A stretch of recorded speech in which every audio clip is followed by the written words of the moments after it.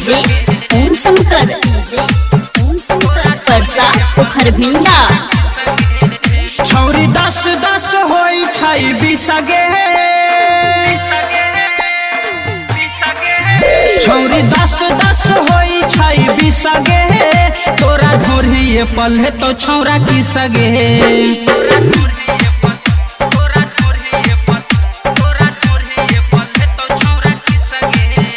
ऐसन मौका नहीं करे तो मिसगे, तोरा ढोरिए पल्हे तो छौरा की सगे।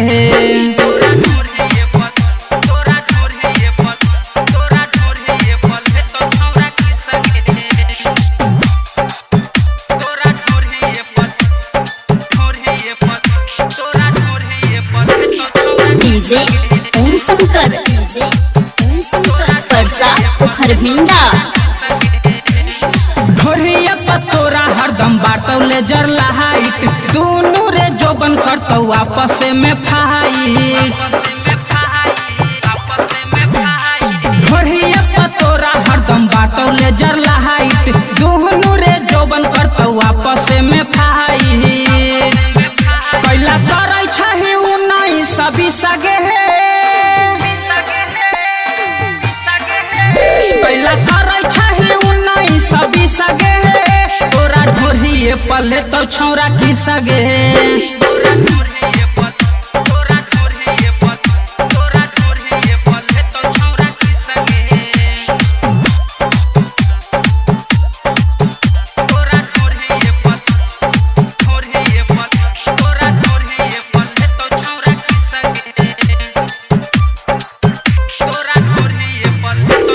डीजे ओम शंकर परसा पोखर भिंडा।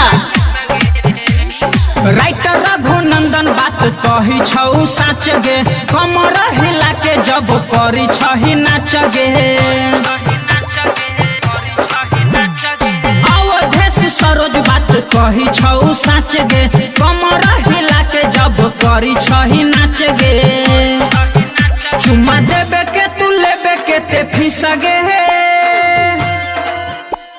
गे छौरी चुम्मा देबे के तू लेबे के ते फिसगे, तोरा ढोरिए पल्हे तो छौरा की सगे।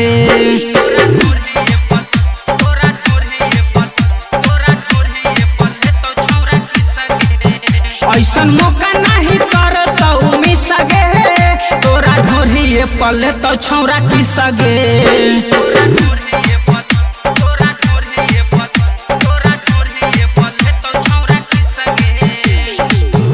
बजरंग रिकॉर्डिंग स्टूडियो भीसवा बाजार सीतामढ़ी।